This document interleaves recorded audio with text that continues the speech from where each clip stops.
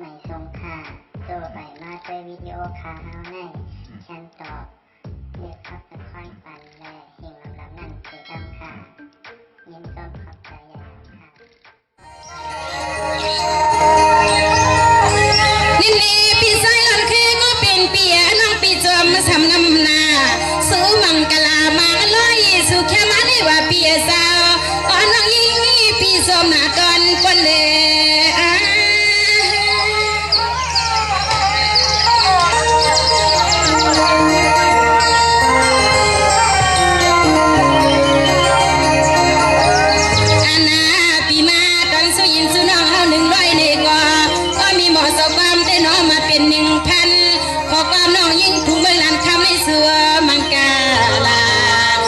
ปีใจล้วนเคยบ่เลยจ่อสา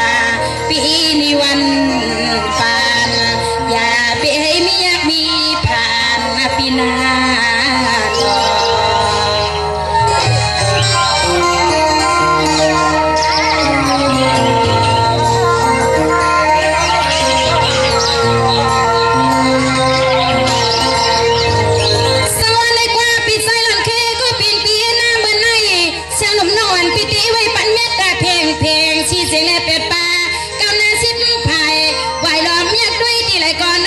สวยอันนี้เนี่ยไว้หัดจอดเชียงเป็นกันนะ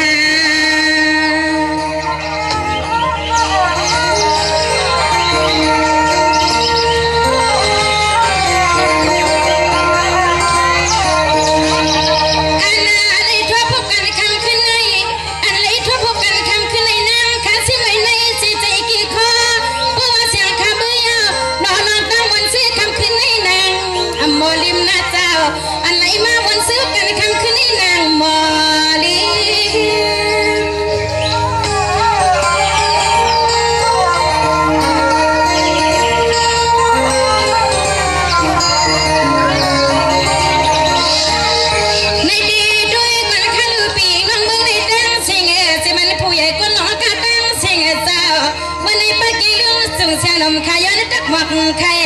ลัดกว่าหาวันขาผู้ในก็เสียงเรียกยิงปันให้มันสิ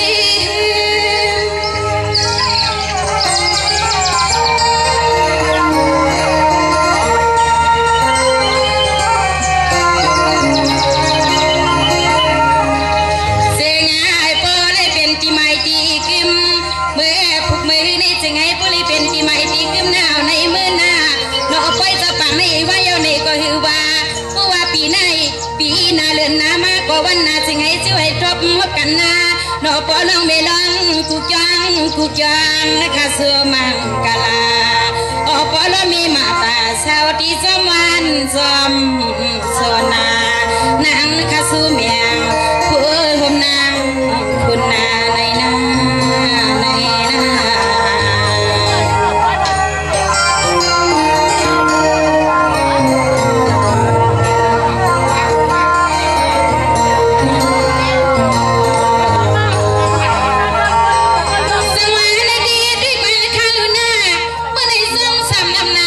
มังกลาปันกูก็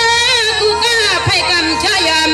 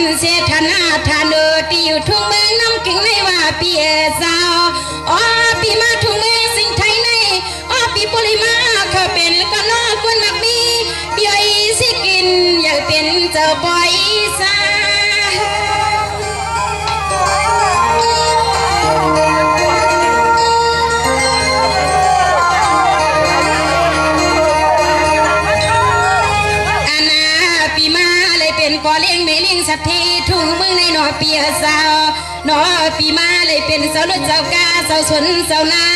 น้องยิ่งปีซ้อมมาซ้อมไม่เน้นนาคือกำพาเสียงน้องผู้ใครตกย้อยต่างตัวคือกำพาเสียงน้องผู้ใครตกย้อยต่างตัว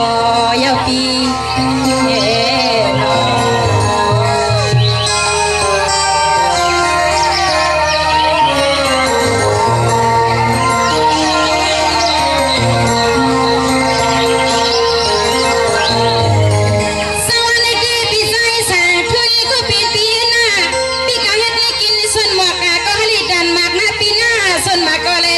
ต้นว่าเปียเจ้าอยู่มวนเห็นมวนเย่ปีจีบก็น้อยล้วนลิ้นกูวันกูขึ้นเลยอ่างยามังกลาส่วนสองคำเปียวหมักเอาเงาเมย์ดอกเพียวไปนะ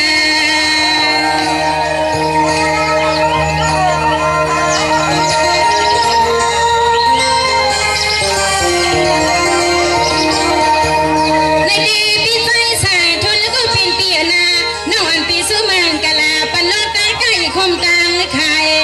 อันในคำก็เป็นปีนาหมาเสียงนี้ในปอดตาน้อเปิ้นมาเมียงลายลาย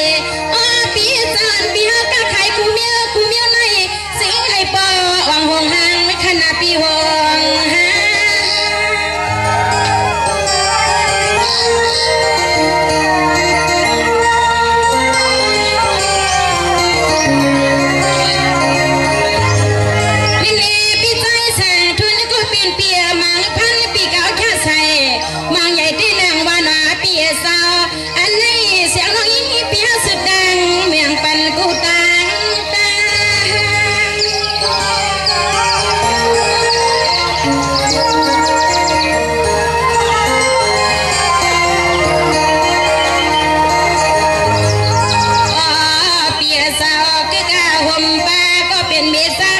เป็นเจ้าข้าเศร้าที่เห็นดีพอมาป้าก็โพเลมีนาก็น้องยิงเปียวสุดดวงมังกาลาอย่าไปให้มีอยากให้มีผ่านอย่าไปให้มีอยากมีผ่านอปีน้อง